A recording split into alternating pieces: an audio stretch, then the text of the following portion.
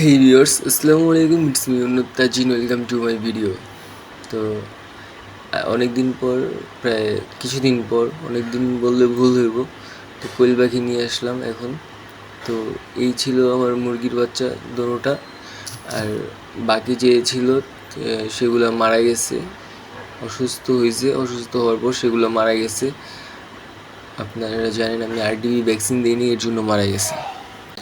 তো এখানে কাঠ রাখছিলাম, কাঠ রাখার পর তারপরে এখানে ঘুনের পোকা হয়েছিল, তো সেই পোকাগুলো এখন কোয়েল পাখিদের দিছি। আর এই কোয়েল পাখিরা কীট পতঙ্গ বা মুরগিরা কীট পতঙ্গ খাইতে পছন্দ করে খুব, এর জন্য এদের এখন দিছি। তো দেখতেছি যে আলহামদুলিল্লাহ খুব সুন্দরভাবে ওরা খাইতেছে। আর কোয়েল পাখির ডিম কিছুদিন যাবৎ আমি ছোট ডিম পেতেছি। তো এটা আমার মুরগি কাল্লু তো এখানে রাখছি। আর এখানে ওরা রাখার কারণ হলো, ওরা যদি এখন ছেড়ে দিই কোয়েল পাখির সাথে তাহলে মারামারি করব, এর জন্য ওরা এখানে আটকায় রাখছি। আর ওরেও খাবার দিই, সেগুলো এখন এখন দিইনি। ওরা এখন কিছুক্ষণ মধ্যে কোয়েল পাখিদের যখন আটকিয়ে রাখবো তখন ওরে এখান থেকে ছেড়ে দিব। ছেড়ে দেওয়ার পর ওই যে এরিয়াটা পুরো ঘুরবো, ওই জায়গা ও অল টাইম ছাড়াই থাকে। আর আরেকটা মুরগি আছে, ওই যে বাচ্চাওয়ালা মুরগি, ওরে যদি একসাথে যদি ছেড়ে দিই তাহলে দোনোটা একসাথে মারামারি করে, এর জন্য ওরে খাঁচার ভিতরে রাখছি। আর কোয়েল পাখিগুলো ছাড়া আছে, তো এর জন্য ওর খাঁচাতে রাখছি। আর এই দোনোটা বাচ্চা হলো ওই মুরগিটা ডিম পাড়তেছে, লাল মুরগিটা। তো ডিম পাড়ার জন্য এখন ওর বাচ্চা দোনোটারে দেখতে পারে না বেশি একটা। কারণ ডিমের মুরগি তার নতুন বাচ্চা দিব, নতুন বাচ্চা নিয়ে ঘুরবে, এর জন্য সে তার আগের বাচ্চাগুলো দেখতে পারে না। কোয়েল পাখি একটি লাভজনক পাখি। কোয়েল পাখির বাচ্চা আপনার খুব ৪৫তম দিনে কোয়েল পাখির বাচ্চা ডিম দেয়। আর এরা খুব তাড়াতাড়ি বড় হয়, এদের ডিমও পুষ্টি গুণাগুণে ভরপুর। আর এরাও কাঁচা ঘাস খায়। তারপরে আপনার ভালো উন্নত মানের খাবার যদি আপনি এদের দেন তাহলে ইনশাল্লাহ প্রত্যেক দিন ডিম পাবেন, ডিম কোনো মিস হবে না। আর এদের পরিচর্যার ক্ষেত্রে সেটা আমি আপনাদের আগেও বলছি, যদি না জেনে থাকেন তাহলে আমার আগের ভিডিওগুলো অবশ্যই দেখবেন। এদের কীভাবে পালতে হয়, কীভাবে পরিচর্যা করতে হয় সেটা আমি বহুত আগে বলে আসছি, তো আজকে এগুলো বলবো না।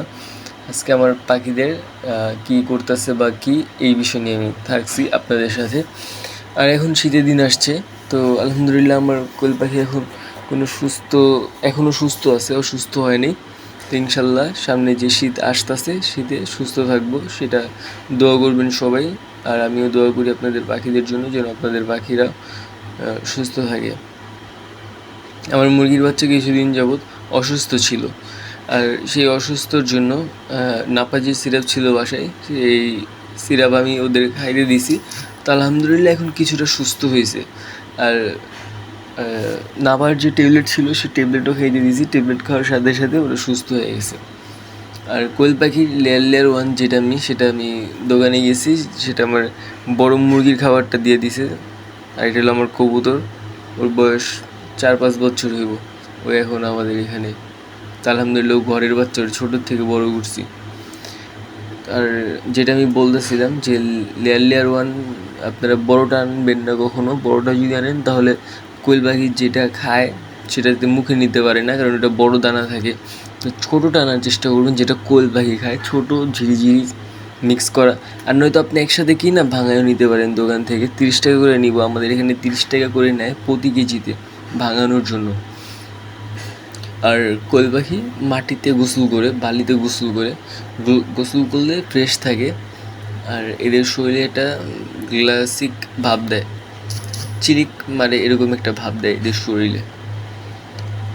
আর ওদের পোকামাকড় আমি ভাবছিলাম যে ওরা খাইবো না, কিন্তু দেওয়ার সাথে সাথে দেখলাম যে না, খুব সুন্দরভাবে তারা খাচ্ছে, এতে তারা কোনো দ্বিধাবোধ করতেছে না।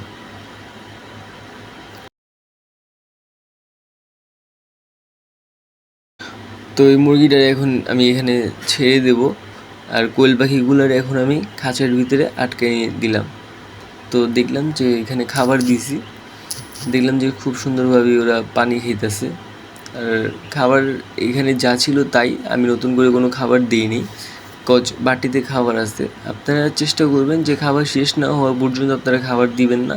খাবার যদি শেষ হয় তখন আপনারা দিতে পারেন, কিন্তু খাবারের ভিতরে খাবার দিলে এতে কী করে, খাবারটা তারা ফালিয়ে দেয়। আর এতে করে লসের সম্মুখীন আপনারা হবেন।